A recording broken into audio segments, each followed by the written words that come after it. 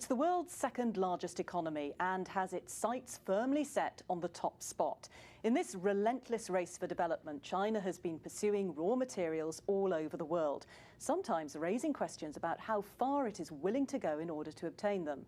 This Chinese quest for resources and the influence it's having on the global market are documented in a new book, Winner Take All. Its author, Dambisa Moyo, joins me now from New York. Dambisa, thank you very much indeed for coming in. Thank you very much for having me. What are these hot commodities and where are they? Right. So basically, the complex of commodities includes things like arable land, water, energy, and minerals. And they really are all over the world. Having said that, if you take arable land, for example, Africa has the largest amount of untilled arable land left on the planet today.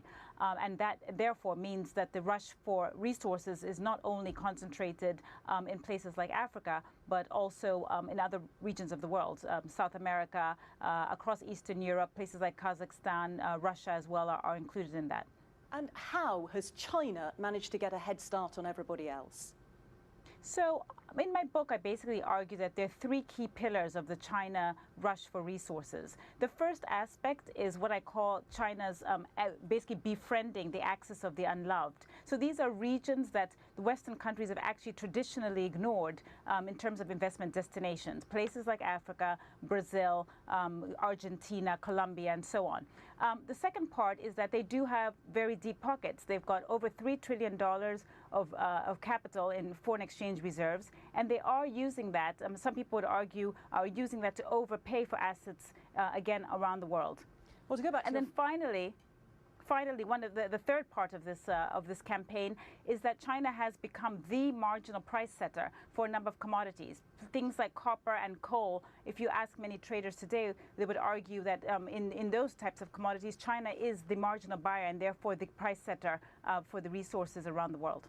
So is there any way to control demand and supply so that China doesn't become the only player in the game, if indeed it hasn't already?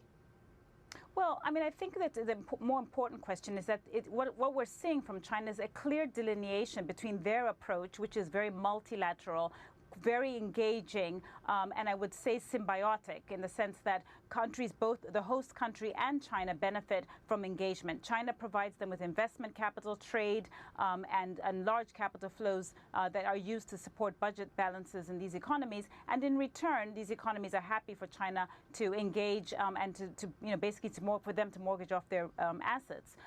This is a very, very different approach from the sort of approach that we've seen from the United States and her allies, which has tended to be a much more unilateral approach and very heavily focused on a military action, such as what we've seen in Iraq recently.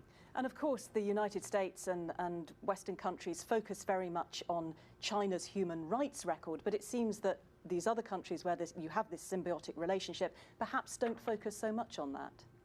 Well, because actually, with places like Africa, across the Middle East, 60 to 70% of these countries have populations that are under the age of 24. They need jobs, they need investment, they need to trade.